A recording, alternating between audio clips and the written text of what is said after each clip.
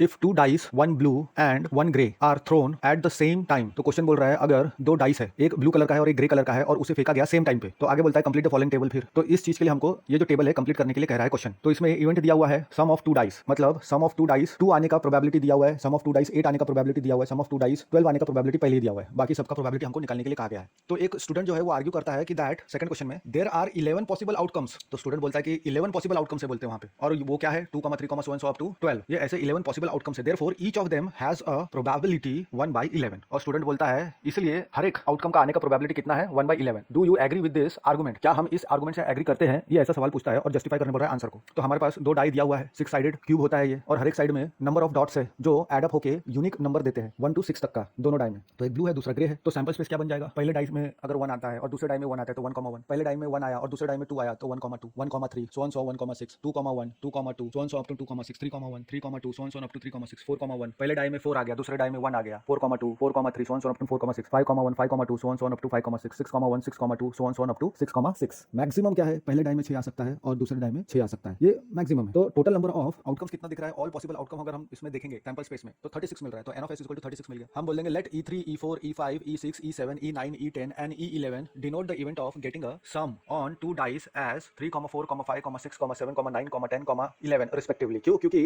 1 और बाकी का तो दिया हुआ है, तो हमको जो नहीं दिया हुआ है वही हम निकालेंगे। Therefore E3 is equal to addition हमारा 3 होना चाहिए, तो उसके लिए सिर्फ दो ही कॉम्बिनेशन हमको दिख रहा है 1,2 and 2,1। Therefore n of E3 is equal to 2 आ जाएगा। Therefore probability of E3 n of E3 upon n of s is equal to 2/36, यानी प्रोबेबिलिटी ऑफ E3 हमको मिल गया। नाउ E4 के लिए क्या है? दो सम है दोनों डाइस का, वो 4 आना चाहिए, तो हमको सिर्फ तीन ही पॉसिबिलिटी दिख रही है 1,3, 2,2 and 3,1। Therefore n of E4 क्या हो गया? 3 हो गया। Therefore P of E4 is n of E4 upon n of s is equal to 3/36। Then E5 के लिए 5 आना चाहिए एडिशन, तो ऐसा हमको चार ही कॉम्बिनेशन दिख रहा है। Therefore n of E5 is equal to 4 हो जाएगा। Then therefore probability of E5 is n of E5 upon n of s is equal to 4/36 मिल गया। E6 यानी सम ऑफ टू नंबर्स कितना आना चाहिए? 6 आना चाहिए, तो ऐसे कितने पॉसिबिलिटी है? हमारे पास सिर्फ 5 ही पॉसिबिलिटी है। Therefore n of E6 is equal to 5। Therefore probability of E6 कितना हो जाएगा? n of E6 upon n of s यानी 5/36। अब नेक्स्ट देखेंगे फॉर द इवेंट E7, जहां पे सम कितना आना चाहिए, एडिशन कितना आना चाहिए? 7 आना चाहिए। तो ऐसे कितने पॉसिबिलिटीज हमको देखने को मिल रहे हैं? जब हमने सैंपल स्पेस में से निकाला तो 6 है। देयरफोर n of E7 6 हो गया। देयरफोर प्रोबेबिलिटी ऑफ E7 क्या हो जाएगा? n of E7 upon n of s is equal to 6/36। Now probability for getting a sum 9, तो एडिशन जो है 9 आना चाहिए, उसके लिए हमारे पास 4 कॉम्बिनेशन मिल रहे हैं देखने को सैंपल स्पेस में। तो n of E9 4 हो गया। देयरफोर प्रोबेबिलिटी ऑफ E9 क्या हो जाएगा? n of E9 अपॉन n of s is equal to 4/36। Now E10 addition कितना आना चाहिए? 10 आना चाहिए, तो ऐसे तीन ही कॉम्बिनेशन देखने को मिल रहे हैं। देयरफोर n of E10 कितना मिल जाएगा? Is equal to 3। Therefore probability of E10 is equal to n of E10 upon n of s is equal to 3/36। Now